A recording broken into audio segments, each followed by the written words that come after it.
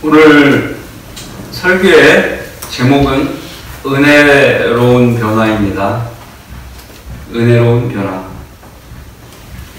어떤 사람들은 말하길 인간은 종교적인 동물이라고 말합니다. 이런 이유로 전 세계에 종교가 많죠.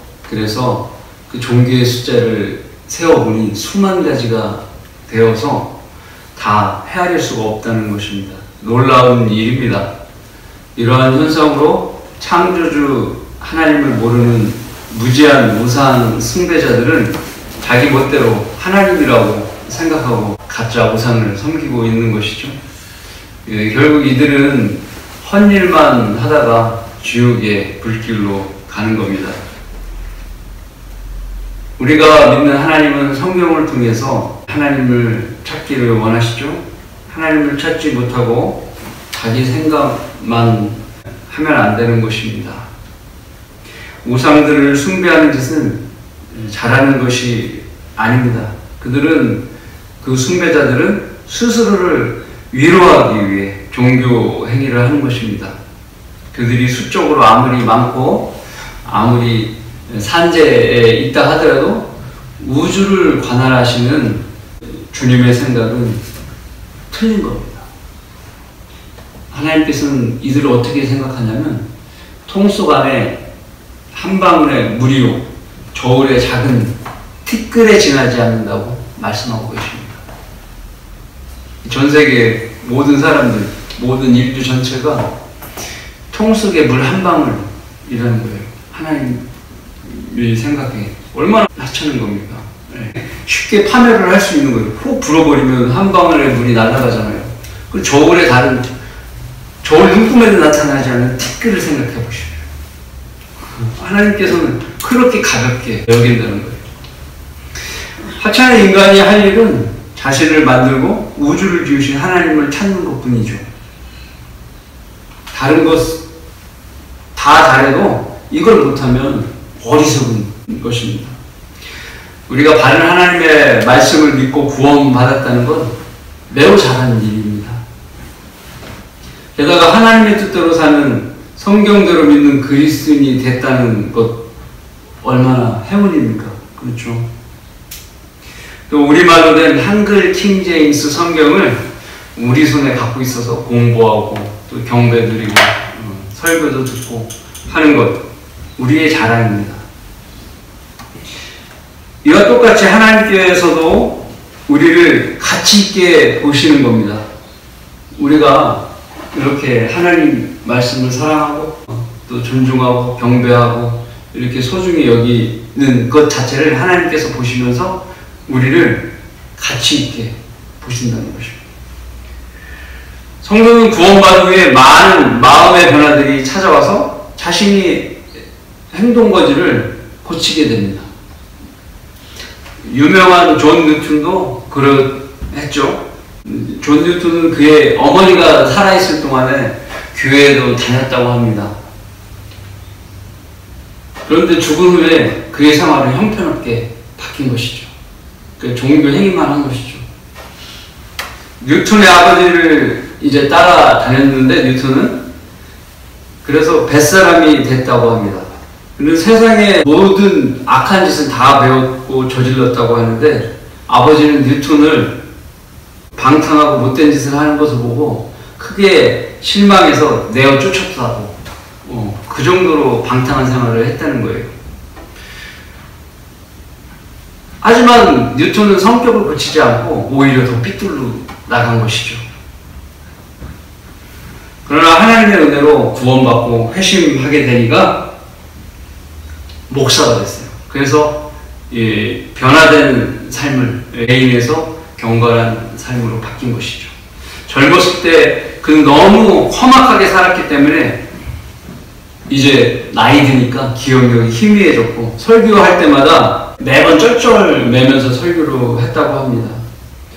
뉴턴은 이제 죽기 전에 이런 유명한 말을 남겼죠. 내가 하늘에 가면 세 가지 놀라울 일을 발견하게 될 것이다. 첫 번째는 하나는 생각하지 않았던 사람을 만나보시고 저 사람 여기 왔네? 이렇게 생각한다는 거고, 다음은 분명히 하늘나라에 와 있을 거라고 생각해.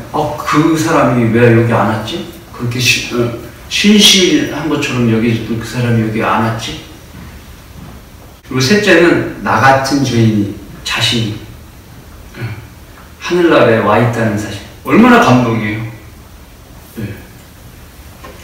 믿음으로 은혜로 구원받은 대부분 성도는 정도의 차이는 있지만 뉴턴처럼 죄인이었다가 완벽하게 변화된 삶을 살고 있는 것입니다. 오늘 본문은 예수 그리스도를 믿음으로 의롭게 된 성도의 마음이 어떻게 달라졌는지를 잘 보여주고 있습니다. 그 내용들이 무엇인지 다 함께 살펴보겠습니다. 예수 그리스도를 믿음으로 의롭게 된 성도의 마음은 어떻게 달라집니까? 첫 번째, 하나님과 화평을 가짐으로 마음에 평강이 생깁니다. 말씀은 1절입니다. 그러므로 우리가 믿음으로 의롭게 되었으니 우리 주 예수 그리스도를 통하여 하나님과 화평을 갖느니라. 여러분 그런 화평을 가지셨죠? 네. 누구나 다 갖게 되는 거예요, 성도라면. 여기서 의롭게 됐다는 말의 뜻은 죄가 없어졌다는 말입니다. 다 죄가 없어졌잖아요. 예를 들어서 이렇게 법적으로 검사는 사람들의 죄인의 죄를 찾으려고 수백 가지 수천 가지를 조사하죠.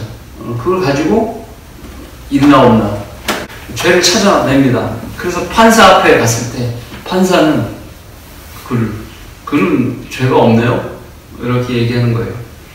판사는 검사에게 이렇게 말합니다.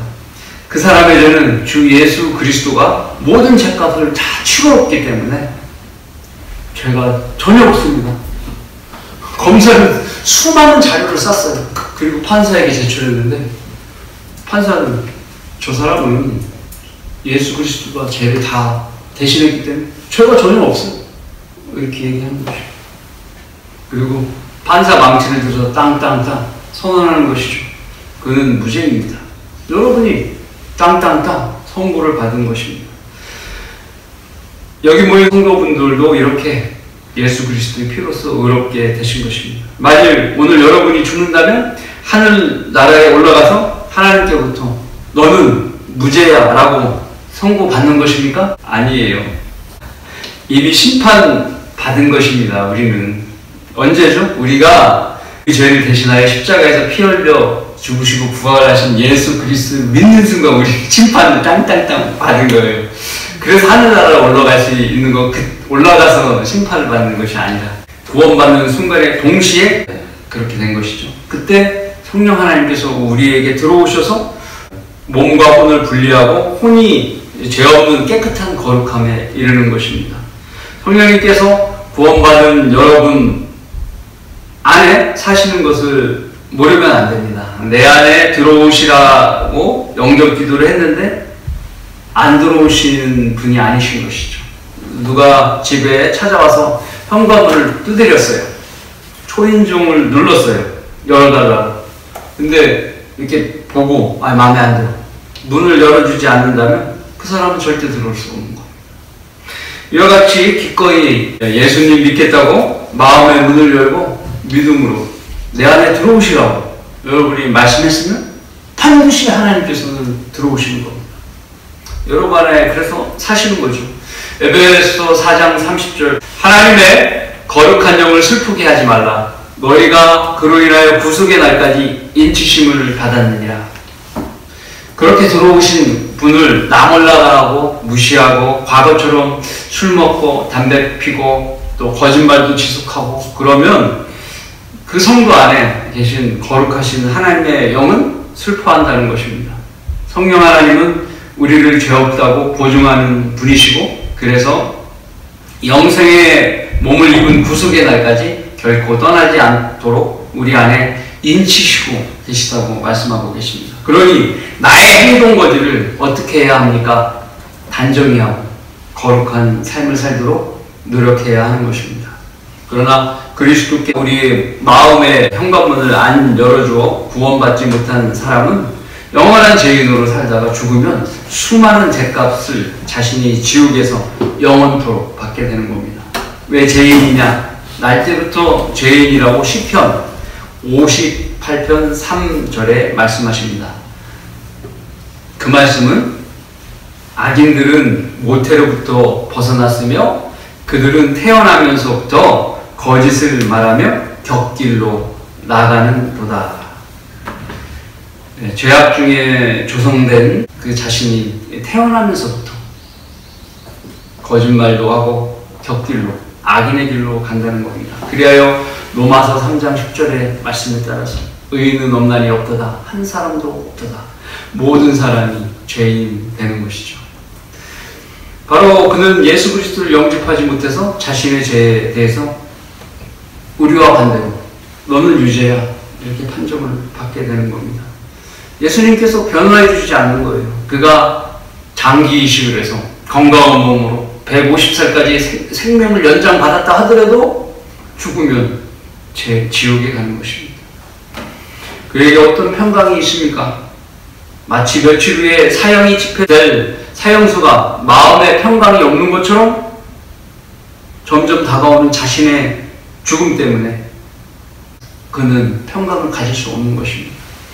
죽음은 순간에 찾아오는 것이죠. 사람은 헛것과 같고 그의 날들은 지나가는 그림자 같다고 시편 144편 4절에 말씀합니다. 하지만 구원받은 우리는 어떻습니까? 돈이 많지 않아도 평안하잖아요. 흘러넘치지 않아도 평안해요. 통장에 돈 많이 써도 모으려고만 하지 다 사람들이 이렇게 쓰려고 하지 않잖아요. 근데 불안한 거예요. 그러나 우리는 하나님께서 그렇게 많이 모으지 않아도 채워주신다는 것을 알기 때문에 평안함을 느끼는 겁니다. 하늘나라를 바라보면서 하나님을 위한 일을 하게 되면 하나님께서 그만큼 우리가 평안하게 살 수 있도록 도와주십니다. 여러분이 누가 이런 제안을 했다고 한번 치자고요. 가장 크고 멋지고 수백억의 가치를 자랑하는 빌딩 주인이 여러분에게 찾아왔어요. 저한테 이 빌딩 줄 테니까 구원 좀 하시겠습니까? 그럼 여러분 어떻게 하겠어요? 바꿔주시겠습니까? 아니죠. 절대로 안 바꿔주는 겁니다. 그러면 대기업 회장, 우리 SK 회장이 몇 조의 재산이 되는데 오늘 갑자기 여러분에게 찾아와서 멋있는 차 타고 와서 나의 사업체 전 재산을 줄 테니까 구원을 좀 바꿔 주시겠습니까? 여러분 바꿔주시겠어요? 몇 조예요? 안 바꾸는 겁니다. 우리의 구원의 가치는 그렇게 큰 거예요. 그러면 여러분이 이 세상의 모든 것과도 바꿀 수 없고 어떠한 불행이 여러분에게 닥쳐온다 해도 평안할 수 있는 여러분이 바로 받은 구원은 절대로 취소되거나 타인에게 뺏길 수 없는 겁니다. 감사하죠. 혹자는 구원을 잃어버릴까 불안한 가운데 살아갑니다. 이들이 믿고 있는 끝까지 믿어야 되는 구원이 유지된다는 것은 하나님과 화평이 다시 깨질 수 있다는 거거든요. 다시 하나님과 원수가 될 수 있다는 거예요. 끝까지 믿지 않았다면. 이것이 이단 사상이에요. 예수 그리스도의 피를 모독하는 일이죠. 감리교도 그렇고 성결교도 그렇고 이런 알미니안식 교리가 사람을 불안하게 평안을 못 느끼게 하는 겁니다. 극단적 칼빈주의의 성도의 견인 또한 장로교인 일부들은 이렇게 끝까지 견뎌야 구원받는다고 생각하는 사람들이 있는 거예요. 목사가 어느 날 아니 그렇게 여러분 그렇게 해갖고 어떻게 구원 받겠어요? 이렇게 얘기한다니까요. 그게 현실이에요. 네. 하지만 우리는 믿음으로 이미 의롭게 되었으니 하나님의 말씀대로 주 예수 그리스도를 통하여 하나님과 화평을 가지게 된 겁니다. 그래서 우리가 평강을 갖고 살아갈 수 있는 겁니다. 예수 그리스도를 믿음으로 의롭게 된 성도의 마음은 어떻게 달라집니까? 두 번째, 은혜 안에서 믿음을 가지고 하나님의 영광의 소망 안에 즐거워합니다. 2절의 말씀입니다. 또 그분으로 인하여 우리가 서 있는 이 은혜 안에 믿음으로 나아가며 하나님의 영광의 소망 안에서 즐거워하느니라. 우리의 구원은 믿음으로 말미암아 은혜를 받았다고 에베소 2장 8절에 말씀하시죠. 우리가 믿은 것만으로 구원받았다는 것은 여기에 하나님의 은혜가 있다는 증거입니다. 네. 하나님의 은혜가 없으면 어떻게 믿음만으로 구원받을 수 있어요? 그렇죠. 은혜가 있다는 증거예요. 그 은혜가 없이 구원받는 사람은 한 사람도 없어요. 그래서 우리는 그 은혜 안에 당당히 서 있을 수 있는 거예요. 누가 흔들 수가 없는 거예요. 그 은혜, 하나님의 은혜 안에 있기 때문에. 은혜 안에 있는 사람은 죄가 없는 자리에 서 있는 것입니다. 무죄의 신분이 입증된 거예요. 주민등록증에 뭐 요즘에는 그렇죠. 장기 기증한다는 것도 쓰고 뭐 그런다고 그러더라고요. 표시가 된다고. 우리는 하나가 표시가 되어 있는 거예요. 무죄. 네. 무디 목사는 말했습니다. 율법은 내가 얼마나 삐뚤어져 있는지 말해줍니다. 그러나 은혜는 나를 교정시키고 성숙시킵니다. 은혜 안의 성도는 믿음으로 나아가면서 자신의 잘못된 생각이나 판단이나 행실을 바르게 고치려고 애를 쓰는 거예요. 그것이 변화된 거죠. 그런 과정을 오랫동안 유지하게 되면 우리는 하나님의 뜻에 사는 성숙한 그리스도인으로 바뀌게 되는 겁니다. 그러한 그리스도인은 말씀에 대한 확고한 신뢰, 하나님의 말씀을 딱 읽으면서 이 말씀이구나. 이 말씀을 신뢰해야겠구나. 이 신뢰를 통해서 단단한 음식으로 비유되는 높은 수준의 지식을 소화시킬 수 있는 믿음을 가지게 됩니다. 어린아이 같을 때는 단단한 음식을 먹을 수 없잖아요. 그러니까 우유를 먹고 그러다가 또 빵을 먹고 또 사과를 먹다가 이제는 단단한 고기까지 먹게 되는 것입니다. 이것이 은혜 안에 서 있는 성도가 믿음으로 나가는 모습입니다. 우리가 다 그렇게 믿음으로 나가고 있는 것입니다. 그게 바로 하나님 은혜 아래 서 있기 때문인 것입니다. 그 믿음에는 예수 그리스도의 다시 오심에 대한 간절한 바람이 있는 거예요. 이것이 소망입니다. 하나님의 영광의 강체이신 예수 그리스도께서 오신다는 소망이 없으면 우리는 헛 믿음 가운데 사는 것이죠. 그러나 이 복된 소망을 가짐으로써 하나님께서 은혜 안에 있는 성도에게 주시는 즐거움을 우리가 누리고 사는 겁니다. 반대로 주님이 다시 오심을 기다리지 못하는 성도는 얼마나 불행합니까? 복 없는 거예요. 소망으로 인해서 찾아오는 벅찬 즐거움이 없다는 거예요. 그러니까 우리가 거꾸로 내가 오늘 침울하고 우울할 때 무엇을 생각해요? 주님의 오심에 대한 소망을 생각하는 기쁨에 차는 거예요. 물론 그리스도인이 기다리는 것은 심판을 위해 지상까지 내려오시는 예수 그리스도는 아닙니다. 왜냐하면 그 전에 우리를 하늘로 올리기 위해 공중에까지 오시는 공중재림, 이것을 우리가 기다리는 거죠. 그때 우리가 온전한 몸으로 영원히 살 몸으로 변화되는 것이기 때문입니다. 그래서 그리스도의 지상재림은 우리가 주님의 뒤를 따라 내려오는 거예요. 우리가 기다리는 부분이 아니에요. 지상재림은 땅에 있는 사람들이, 이스라엘 백성들이 우리가 내려오기를 기다리는 거죠. 거꾸로. 빌립보서 3장 20절에 따르면 우리 주님의 공중재림 때 우리는 썩지 않을 몸을 입는 구속의 일이 일어난다고 말씀하고 있습니다. 이미 죽은 성도는 부활의 몸을 입으려고 소망 가운데 잠든 상태에 있죠. 그래서 빌립보서 3장 20절과 21절은 이렇게 기록되어 있습니다.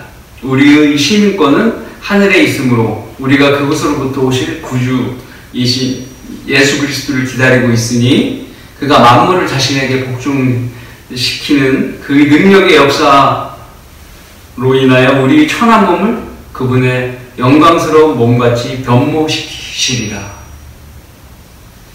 이게 소망이에요. 네.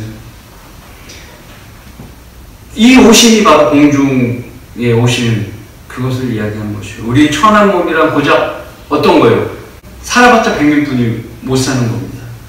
늙고 썩어가는 몸인 것이죠. 얼마나 연약한 소재입니까? 우리 영물은 낡아서 터지고 경화되고 달아 없어져서 걷다 보면 뚝뚝 소리 나고 걸을 때마다 아파하게 되는 거예요. 피는 점점 탁해지잖아요. 끈적거리니까 아스피린 같은 걸 또 복용하게 되는 것이죠. 세포도 늙어지고 장기는 고장나고 뼈에는 어때요? 못으로 찔린 것처럼 구멍이 송송송송 뚫리는 현상이 생기는 것입니다. 얼마나 천한 몸이에요. 피부는 고목나무처럼 갈라지고 늘어지고 천한 몸이죠.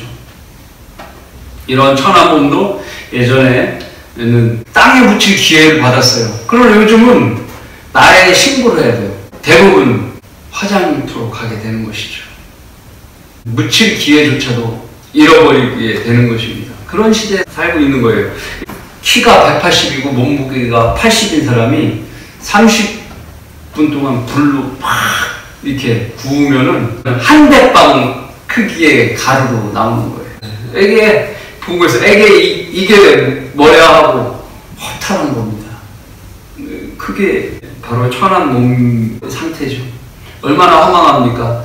이렇게 몸은 헛것입니다. 한운이 하나님을 알지 못하여 소망을 가지지 못했다면 한 대빵만한 가루만을 남기는 천한 몸을 평생 극진히 섬기느라고 헛고생만 하다가 지옥으로 가는 것이죠. 그러나 믿음으로 은혜 안에 서 있는 그리스도인은 주님이 자신을 변모시키려고 다시 오시는 것을 기다림으로 즐거워할 수 있는 것입니다. 여러분, 이러한 즐거움이 다들 있으신 것이죠. 곧 오시는 거예요. 한편으로 그리스도인 이외에 구원받지 못한 이단들과 개, 고양이, 기타 동물들까지도 예수 그리스도의 다시 오심을 기다리고 있다고 성경에는 말씀합니다. 여러분, 동물들도 기다리고 있다는 거 신기하죠? 그것이 무엇이냐? 이는 만물이 회복되는 천년왕국에서 썩어짐의 속박으로부터 해방되어 자유를 이루기를 원한다는 그 피조물이 원한다는 거예요. 개나 고양이들도 그 자유란 이런 거예요. 이리가 어린 양과 함께 거하며 표범이 새끼 염소와 함께 누울 것이고, 표범은 새끼 염소를 잡아먹는데 함께 누웠다는 것은 평화, 자유를, 서로 자유를 얻는다는 것이죠.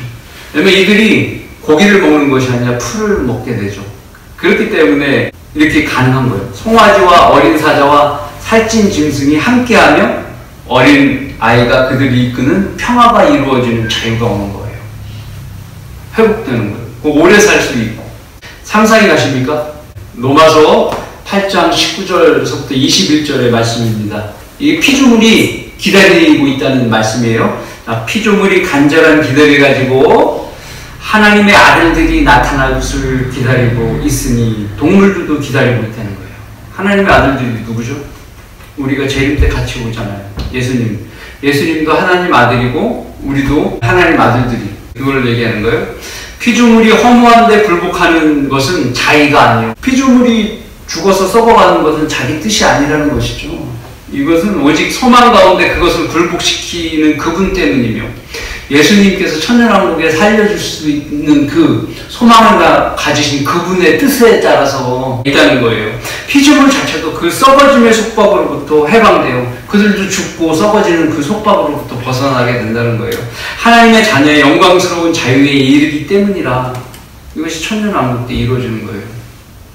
그날의 피조물도 회복되는 거예요. 오래 산다는 거예요. 영원히 산다는 건 아니고 오래 산다는 겁니다. 하지만 그 전에 그들은 이 땅에 생긴 일은 결코 없었던 치명적인 대환란을 또 한번 겪어야 되는 것이죠. 그걸 거치고 난 다음에 천년왕국이 오는 겁니다. 그런 걸 생각했을 때 우리는 즐거움을 계속 갖고 있지만 그들은 즐거움을 가질 수 없는 것이죠. 그러므로 그리스도인은 주님의 영광스러운 다시 오심을 기다리는 복된 소망으로 어려운 지상의 삶 속에서도 즐거워하는 마음을 가지게 되는 겁니다. 예수 그리스도를 믿음으로 의롭게 된 성도의 마음은 어떻게 달라집니까? 세 번째, 이제는 환난 중에서도 즐거워합니다. 우리 삶 속에 환난을 겪게 되죠. 그런 삶 속에서도 즐거움을 갖게 된다는 거예요. 말씀은 3절과 4절의 말씀입니다. 이뿐만 아니라 우리가 환난 중에서도 즐거워하나니, 환난, 어려움, 고통, 질병도 있을 거고, 그런 환난 중에서 즐거워하나니 환난은 인내를 이루고, 인내는 연단을, 연단은 소망을 이루는 줄 알미라. 여기까지입니다. 어떤 환난이 찾아오면 사람들은 즐거워할 수 없죠. 왜냐하면 환난은 우리 일상생활을 방해해요. 자신에게 물질적인 손, 주머니 사정을 빼앗아 가는 겁니다. 그리고 육신적인 고통을 갖다 주고 정신적인 스트레스까지 가져다 주는 겁니다. 이것이 환난이 누구에게나 가져다 주는 나쁜 영향인 것입니다. 이 때문에 아무도 환난을 즐거워하는 사람은 없습니다. 자신에게 찾아오는 각종 질병이 있죠. 암, 사고, 교통사고, 해고, 실직, 파산, 직장인이 갖는 거죠. 사기를 당할 수도 있고요. 가족에게도 이러한 일들이 똑같이 생기게 되면은 자신이 의욕을 잃고 시리에 빠지면서 고난, 환난 가운데 있는 겁니다. 오직 죽음만 눈에 보이고 자신의 처지를 비관하고 좌절하게 되는 것이죠. 이 자체만으로 어마어마한 고통을 느끼는 거예요. 그곳에서 빠져나올 수 없는 길이 없다면 더욱 막막한 겁니다. 그래서 많은 사람들이 세계에서 자살률 1위가 되는 나라가 돼버리는 거예요. 그런데 어느 날 폐가 안 좋은 A라는 환자가 있었어요. 그 환자가 병원에 갔는데 자신보다 보니까 나보다 두세 배가 심각하네, 이 양반은. 예. 그래서 어느 정도 심각하니까 장기가 다 문제가 생긴 거예요.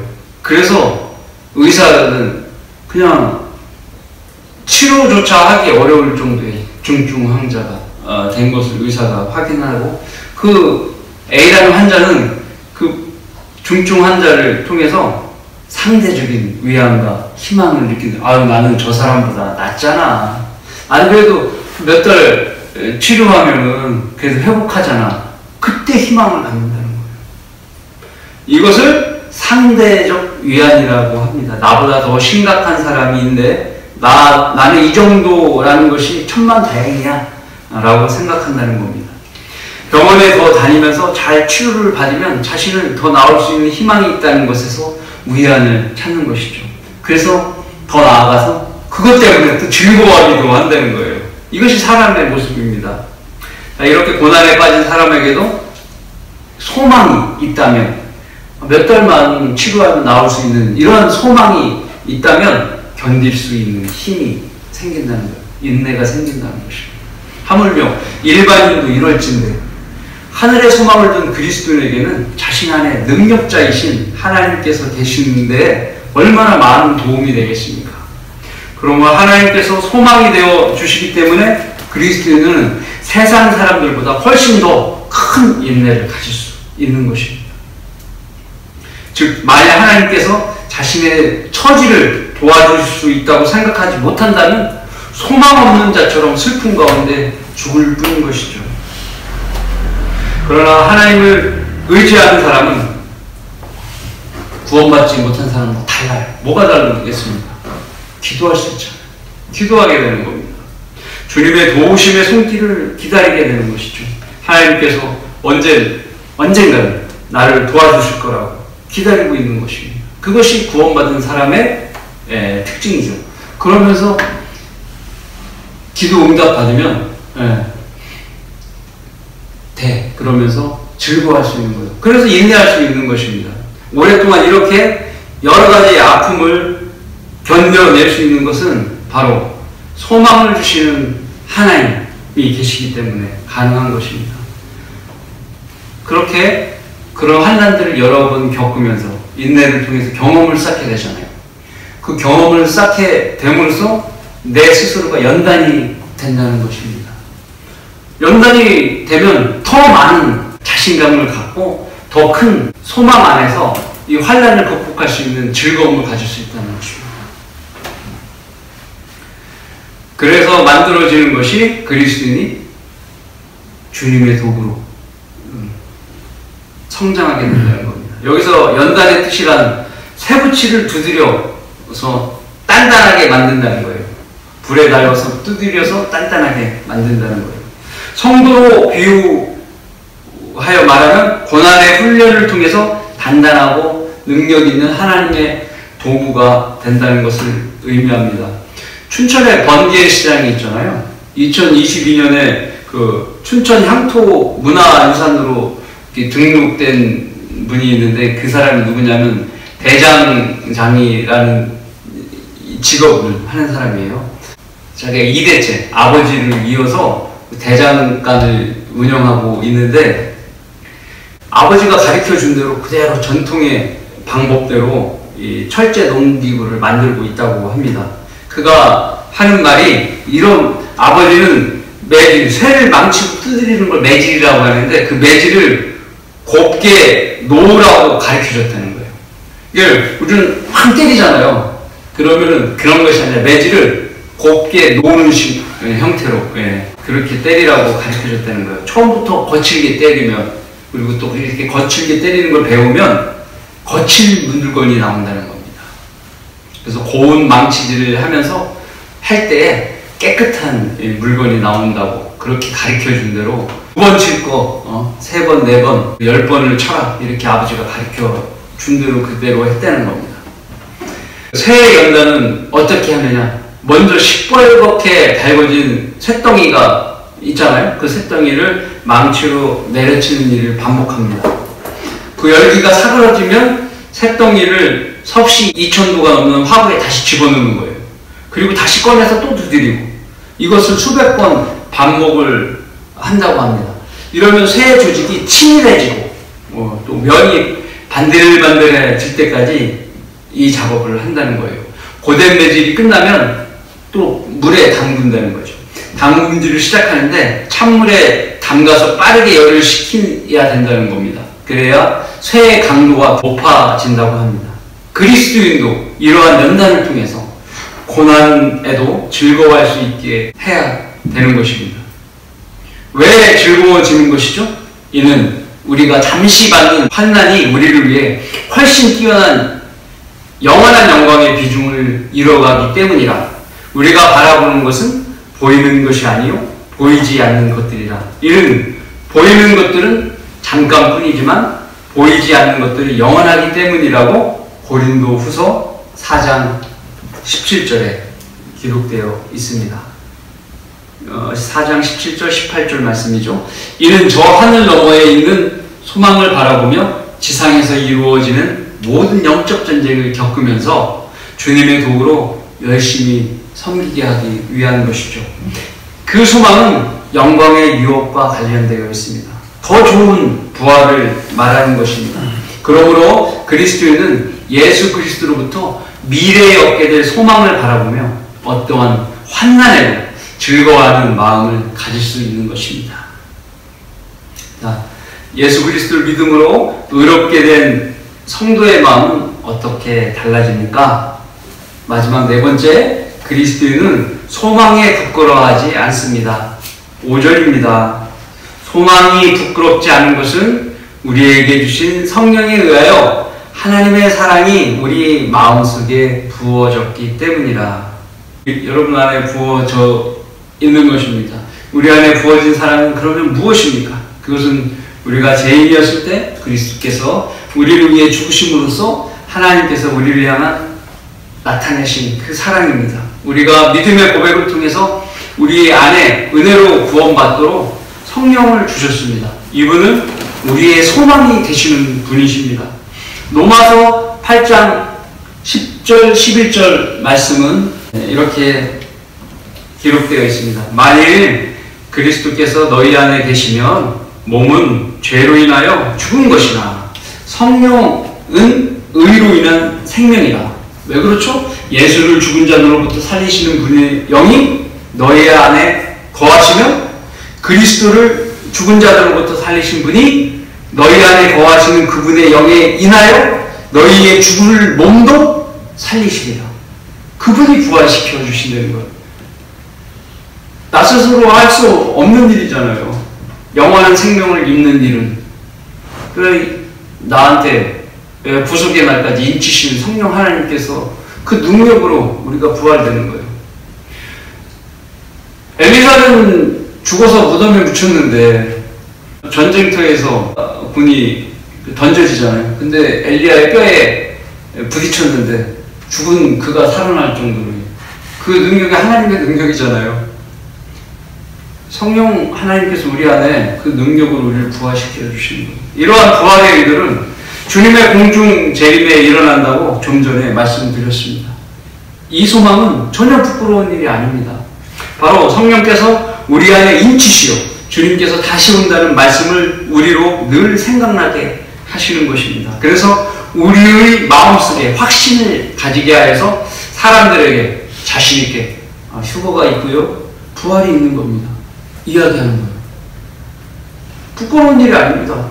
네. 후천년주의자, 무천년주의자들은 어때요? 이런 소망이 없습니다.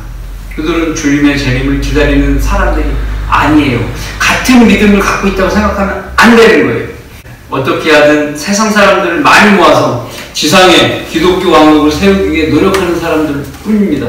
그들이 만든 왕국에 인간의 왕을 세워서 평화의 왕국을 만들어 내는 것이 그들의 뜻인 것입니다. 이들은 하나님의 사랑이 부어진 자들이 아니고 소망을 업신여기는 사람입니다. 이들은 결국 이들이 세울 왕은 누굽니까? 적그리스도입니다. 우리가 기다리는 왕과 틀린 것이죠. 우리 주님과 틀린 거예요. 적그리스도를 세우는 겁니다. 그러면 내주하시는 하나님께는 이외에 어떤 다른 사랑을 우리에게 부어주셨습니까? 다른 사랑, 어떤 사랑입니까? 주님은 우리 그리스도인에게 다른 성도를 사랑할 수 있는 하나님의 사랑을 부어주셨습니다. 형제 자매를 사랑할 수 있는 사랑을 부어주신 것입니다. 또한 멸망하는 혼도를 보면 연민을 느낄 수 있는 그런 하나님의 사랑을 우리에게 부어주신 것입니다. 구원받은 우리는 누구도 복음을 증거하는 일에 부끄러워하는 사람이 없는 것입니다. 내주하는 하나님께서는 우리를 세상 사람들에게 두려워하게 하지도 않게 하시며 복음을 선포함에 있어서 망설이지 않게 하시는 것입니다.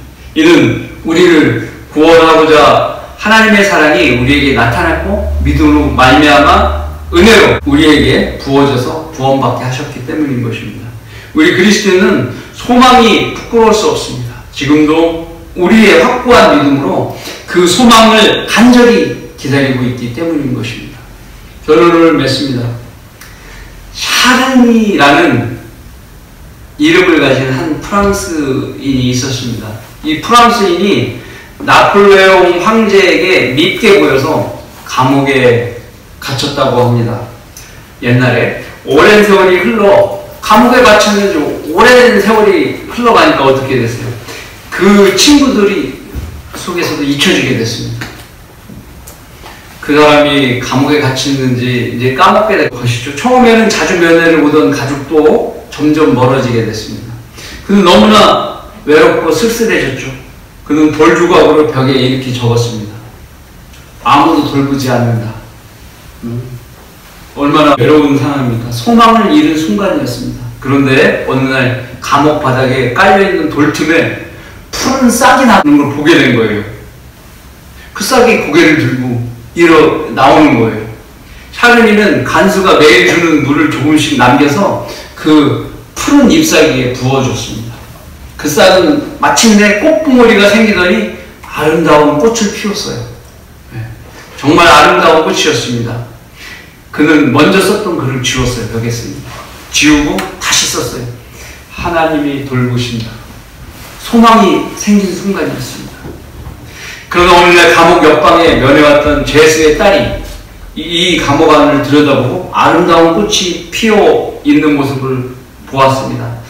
감옥에 아름다운 꽃이 피었다는 소문이 막 퍼졌어요. 막 퍼지니까 전달되고 나폴레옹의 부인 조세핀 여왕의 귀에까지 들어간 겁니다. 여왕은 말했습니다. 꽃을 진심으로 사랑하고 돌보는 이는 결코 나쁜 사람이 될 수 없다. 그래서 황제에게 건의를 했다고 합니다. 그래서 샤르니는 석방되었습니다. 샤를리는 감옥에서 핀 꽃을 집으로 갖고 왔다고 합니다. 그리고 생명이 다하기까지 갖고 왔다고 합니다. 이처럼 주님은 소망이 없는 우리 같은 죄인에게도 하나님의 유업의 소망을 주셨습니다. 그래서 우리는 어떠한 어려움 속에서도 미소를 지을 수 있는 하나님의 은혜를 받은 그리스도인이 된 것입니다. 더욱이 이 감옥 같은 우리의 육신의 장막에서 건져주시겠다는 주님의 약속의 말씀은 우리의 소망의 꽃이 되었습니다. 이 소망이 이루어지는 데까지 기쁨과 즐거움으로 복음을 전하다 들림받는 여러분 모두가 되시길 바라겠습니다. 아멘.